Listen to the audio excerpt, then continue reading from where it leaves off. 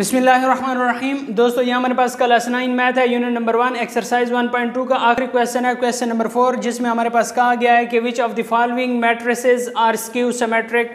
सबसे पहले हम जानते हैं कि स्क्यू सिमेट्रिक किसे कहते हैं। ठीक है, स्क्यू सिमेट्रिक हमारे पास वो होता है जिसमें हमारे पास ए ट्रांसपोज बराबर होता है माइनस ए के, तो तब हमारे पास क्या आता है, स्क्यू सिमेट्रिक आता है। मिसाल के तौर पर हमारे पास एक मैट्रिक्स है जिसमें हमारे पास 0 -3 3 0 यह आ गया है।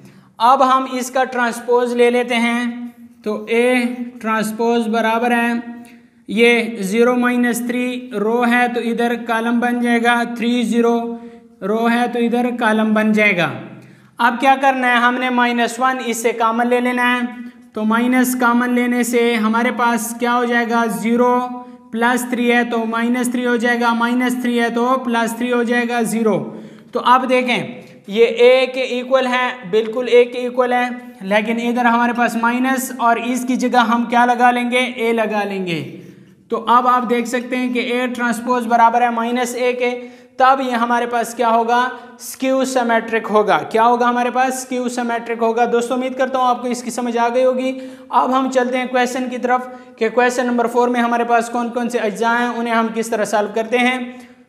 वीडियो स्टार्ट करने से पहले आपसे छोटी सी रिक्वेस्ट है कि वीडियो को लाइक करें, अगर चैनल पे नए हैं तो चैनल को सब्सक्राइब कर दें। दोस्तों ये हमारे पास क्वेश्चन नंबर 4 का पहला पार्ट है, जो कि हमारे पास ए मैट्रिक्स है 0 4 -4 0। इसका हम क्या ले लेते हैं, अभी हम इसका ट्रांसपोज ले लेते हैं। तो ट्रांसपोज लेने से 0 4 ये रो है तो इधर कॉलम बन जाएगा, -4 0 ये रो है तो इधर कॉलम बन जाएगा, -4 0।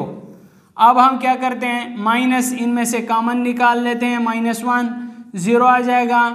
माइनस जब कॉमन निकाल लेते हैं तो माइनस वाला प्लस हो जाएगा और प्लस वाला माइनस हो जाएगा।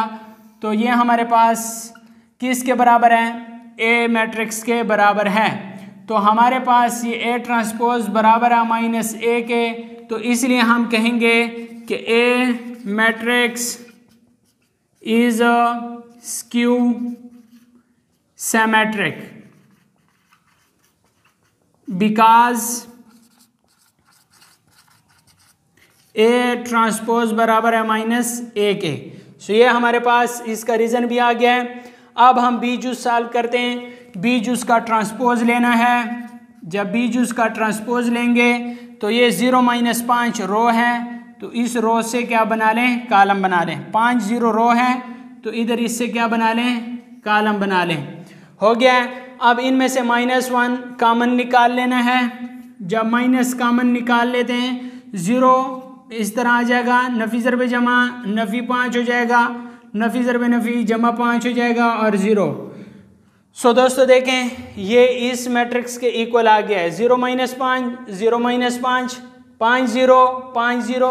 तो ये हमारे पास क्या आ गया है कि B is A skew symmetric because B transpose बराबर है -B के। ठीक हो गया दोस्तों, उम्मीद करता हूँ आपको इसकी समझ आ गई होगी। आप बिल्कुल इसी तरीके से क्वेश्चन नंबर 4 के पार्ट नंबर 3 और पार्ट नंबर 4 भी इसी तरीके से आप सॉल्व कर सकते हैं। वो क्वेश्चन नंबर 4 का तीसरा पार्ट है और इसका हम सी का ट्रांसपोज लेंगे। सी हमारे पास है 0 7 7 0। इसका जब हम ट्रांसपोज ले लेते हैं तो हमारे पास इसका ट्रांसपोज आ जाता है 0 7 रो है तो 0 7 को कॉलम में लिख लेंगे, 7 0 रो है तो 7 0 को कॉलम में लिख लेंगे। सो दोस्तों इससे हम नफ़ी कॉमन नहीं ले सकते क्योंकि अंदर इसके नफ़ी नहीं है। तो ये हमारे पास सी ट्रांसपोज बराबर है सी के, तो ये हमारे पास इज़ ए सिमेट्रिक, ये हमारे पास सिमेट्रिक है और स्क्यू सिमेट्रिक नहीं है। Is a symmetric but it is not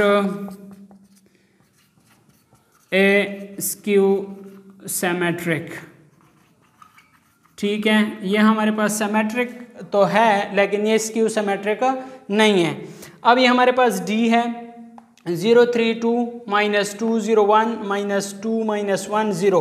अब दोस्तों इसका जब हम ट्रांसपोज ले लेते हैं तो इसका ट्रांसपोज 0 3 2, तो 0 3 2 ये रो है, इसे हमने कॉलम बना लिया। अब -3 0 1 -3 0 1 ये रो थी, इसे भी हमने कॉलम बना लिया। -2 -1 0 -2 -1 0 ये हमारे पास रो थी, इससे हमने कॉलम बना लिया। अब दोस्तों इसके अंदर माइनस का साइन मौजूद है, तो इसलिए हम इससे माइनस क्या कर लेते हैं, कॉमन निकाल लेते हैं।